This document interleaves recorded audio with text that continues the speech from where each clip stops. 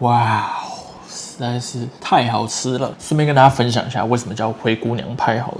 其实呢，因为它就是用我的冰箱里面的剩余食材，简称厨余，但是呢又不能叫它厨余派，对不对？所以我就想了一个名字。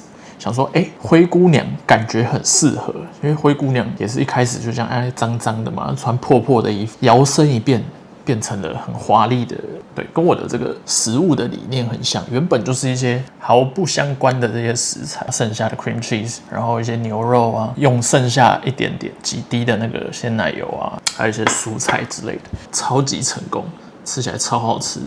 我刚才还有问那个 GPT， 他说我这个完全看起来不像厨余做出来，他说完全就是外面咖啡厅一份可以卖可能100-200的这种高级法式咸派的感觉，所以还蛮开心的。OK， 那以上就是这一次的灰姑娘派，大家也可以自己有空的话啦，可以做做看，其实没有很难。喜欢影片记得按赞、订阅、还有分享，别忘记开启小铃铛。那我们就下部影片再见喽，拜拜。